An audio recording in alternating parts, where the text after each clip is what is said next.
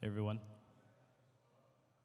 Thanks a lot for coming over and bearing with the pretty dreary weather. It's a super good feeling to be in Lisbon again. I love this city, one of my all-time favorites. And I'm really happy to be able to talk to you at such an awesome conference. Am I speaking too loud? Sometimes I can be like real American and just like yell into this mic. So just give me a this if it's too loud. So I'm Alexander Guy. I'm head of growth and marketing at Zerion. Zerion is a wallet for Web3 citizens. We believe that users of Web3 should be able to have more control, choice, and ownership as they explore this incredibly diverse and exciting ecosystem. But today, I'm not really going to talk so much about our wallet or any of our features. What I'm actually going to talk about is kind of a personal experience of actually becoming a Web3 citizen myself and getting involved in this space professionally. I spent about 10 years in a variety of different startups, mainly in Europe, despite the fact that I'm American, as I said.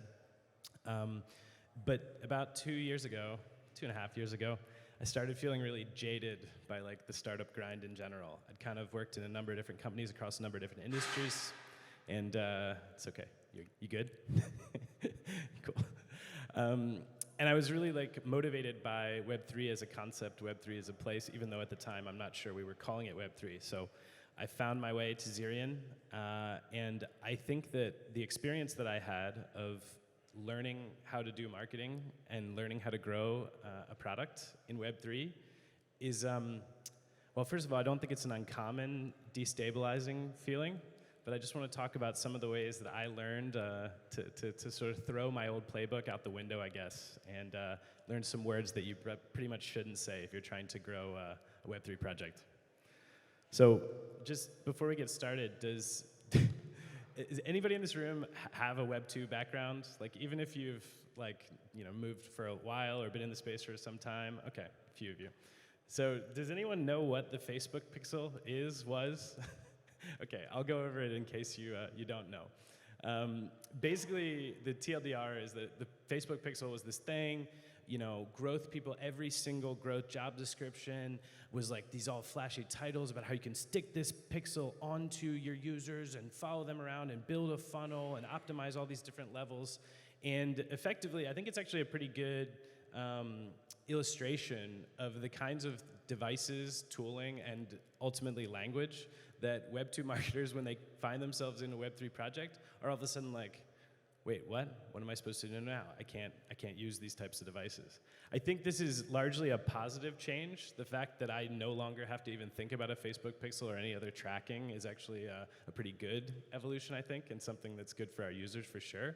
But it's still an illustration that left me feeling like when I came to the industry, I felt very like, wait, what am I supposed to do now? That was kind of the feeling I had. And so, I mean, just to kind of, I guess, like formalize this, there's a lot of differences in marketing and growing a Web3 project versus Web2, but these are three pretty important ones to me. First, traditional paid media, including Facebook ads, is essentially closed to you as a crypto project. And that is if you're a wallet, if you're an NFT project, even if you're a DAO or something like that. Like basically, like they take a pretty draconian, I would say, attitude towards crypto projects. And ultimately, as I say, that's probably a good thing, but it is, when you're thinking about your toolkit as a growth marketer, the fact that you can't really run paid ads in the same way is definitely something that I found to be like, whoa, how do I navigate this? Secondly, organic channels, especially, maybe not especially in Web3, but kind of across the board, these cater to like computers basically and algorithms, not humans. So I think organic content in general is pretty broken, and you see this in Web2, but I think also in Web3. It's pretty, the organic content space is pretty weak, I'd say. But in general, performance marketing, as I've kind of hinted, at least the way that you think about it as a Web2 marketer, is effectively closed to you in the Web3 space. And so, I mean, I experienced pretty acutely three clear, I guess like, I called them growing pains, but realistically, these were learnings that I faced very, very quickly in when I started working at Web3. First, community is everything. I'm sure every talk has this in some way, shape, or form, and it may seem like an obvious statement, But when you've been trained for the better part of a decade like me, or even just have had some experience in Web 2 marketing, this change, Andreas actually had just had a great talk about this, but the change from thinking about your users as like extracting value and then giving value, this is actually like a pretty significant shift that you have to make as a marketer if you're going to get into Web3. Similarly, and I, again, already referenced this a bit, but tracking in Web3 is basically non-existent. And so a lot of the ways that marketers actually determine whether or not they're doing their jobs well or not is like, well, I see the data, look at the data, you know, I look at my funnel, it looks perfect, look at all these things. And the fact that tracking is non-existent as a marketer in this space is actually like, wait, how do I know if I'm doing a good job? This is a feeling that I had quite acutely and I think was sort of destabilizing for me, or at least disorienting. And I've been sort of knocking funnels repeatedly in this talk so far, but in Web3, it's my belief that funnels are essentially useless, mainly because of some of the other things. But a funnel itself basically caters to the least common denominator. And I think that Web3 communities are much smarter than that, and you have to be able to create a sort of 360-degree experience to like bring them in, add value, and then consistently give value. So the funnel itself, the main way that marketers in Web2 kind of track their performance and how good of a job they're doing is basically lost to you.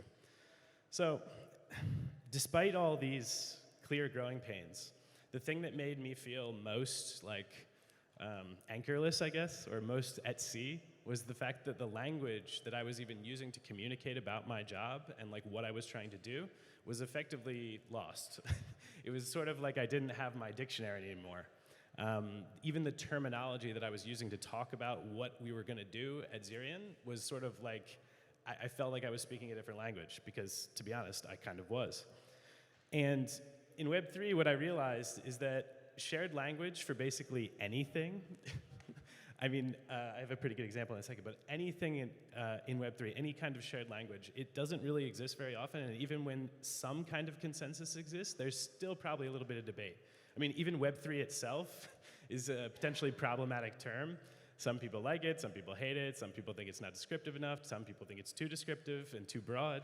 And so like even basic terminology in Web3, there's not a lot of consensus, which basically means that it's really hard as a marketer to find the way you should describe something. We're a wallet. Wallet is a pretty contentious term in and of itself, and it may not be all that useful in the context of 2023 in this space. But the best example, I think, in Web3 of language being totally, I guess, up for debate is the seed phrase. I did a talk at ETH Barcelona last year where I was talking about language and how important it is for onboarding new people to your community. And I did some research, and I found 9 different examples for how companies, like big companies in this space, describe the seed phrase. You have pass recovery phrase, secret recovery phrase, seed phrase 1 word, seed phrase 2 word. I mean, it's like even this fundamental piece of our space, there's still like not a consensus about how we should actually describe this thing. So from a marketer's perspective, you know, I basically I have lost my, you know, joining Web3 from Web2 or just from a traditional background, like I kind of lost my language anchor. And why is this important? The common lexicon that we use as marketers, basically that's going to underpin everything about every single campaign you want to run, every talk you want to give, every piece of content you want to write. It's kind of like the thing that underpins all of that, right? You know, it creates alignment internally and externally. Even, by the way, internally inside your own mind, not just internally in terms of your team. It validates if we're doing our jobs well, I already mentioned that, and it provides direction basically to even say what you're about to do and informs every aspect of your job. So without that, I was sort of feeling like, geez, a little bit rudderless, a little bit lost. So we're going to talk about some more terms now, I think, that I essentially learned not to say.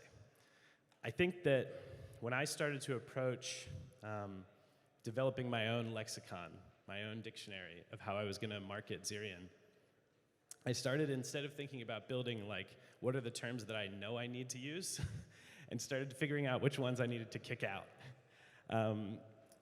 I really felt, and I think maybe even if you're not a marketer, Web3 and crypto is such a extremely dynamic industry that I often felt like the ground underneath my feet was moving.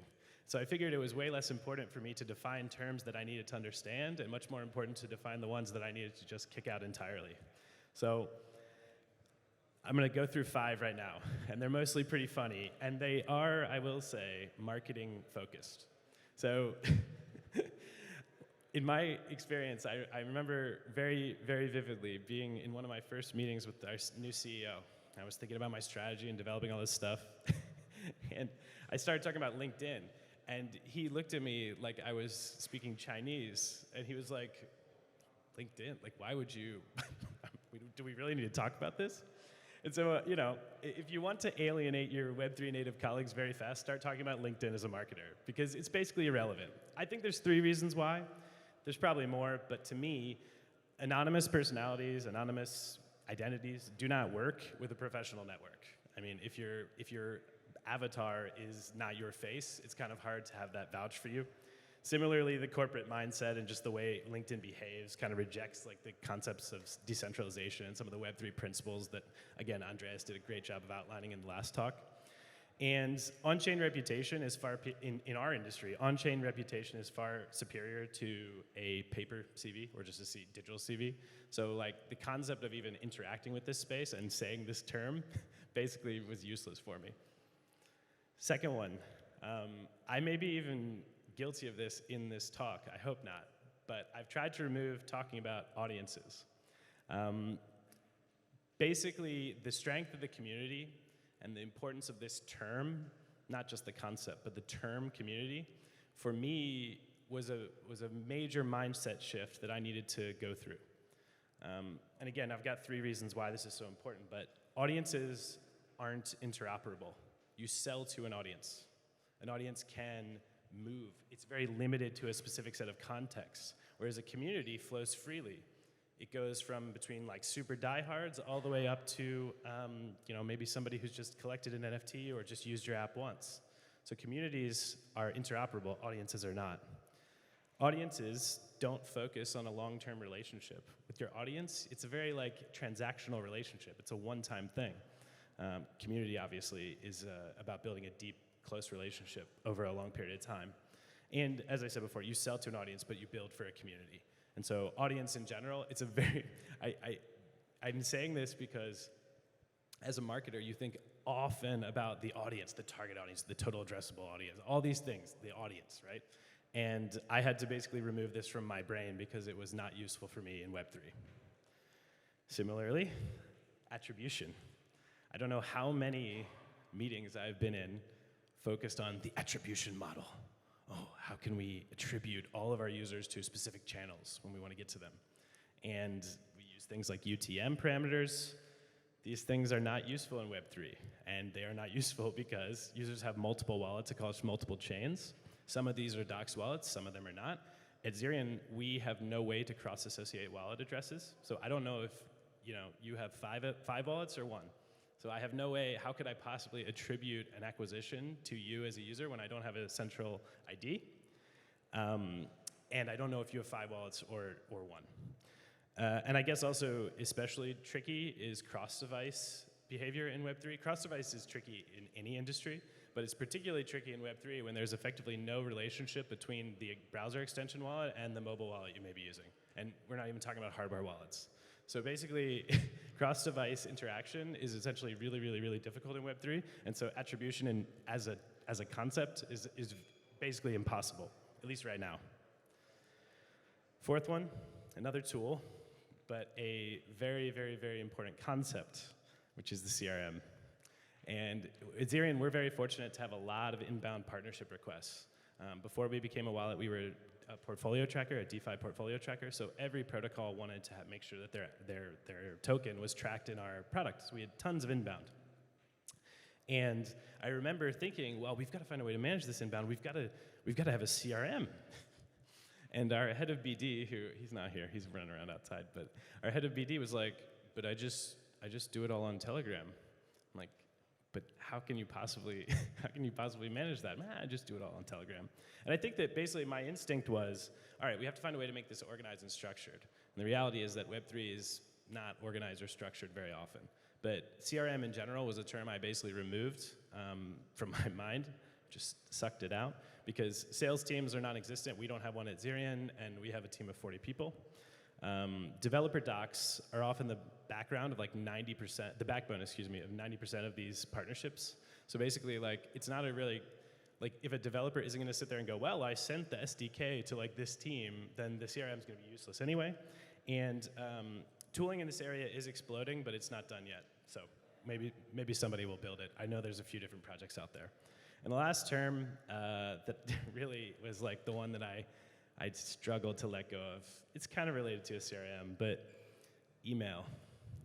Email is like such an underutilized tactic in Web 2.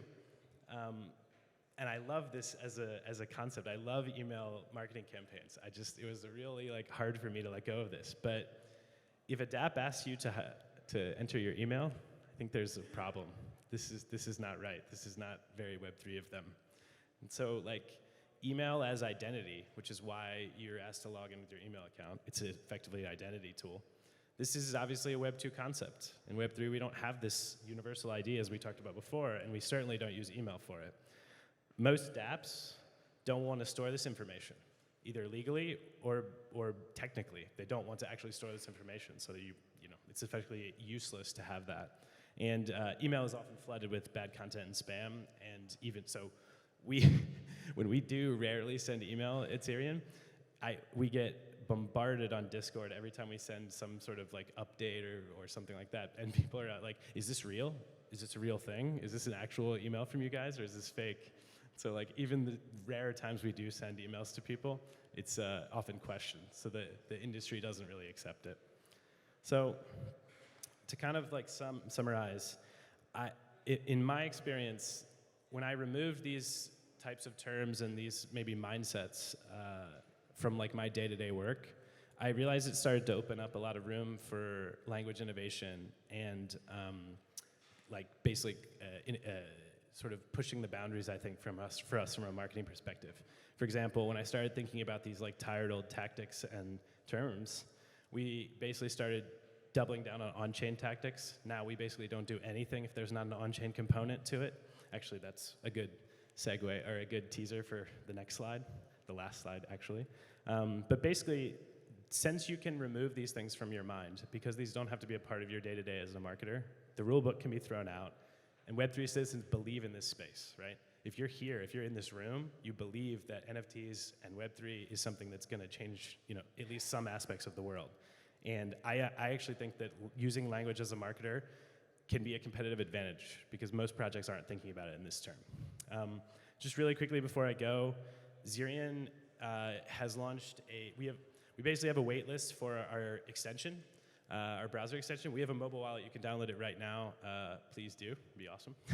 But we actually have a wait list for our browser extension that has 370,000 signups so far. If you scan this QR code, you'll get this NFT here, which is NFC themed, and you can basically then just go to the Chrome store and download the extension and enter that address that holds that, and you'll be whitelisted, so you'll skip the waitlist entirely. Yeah, that's it. Thank you.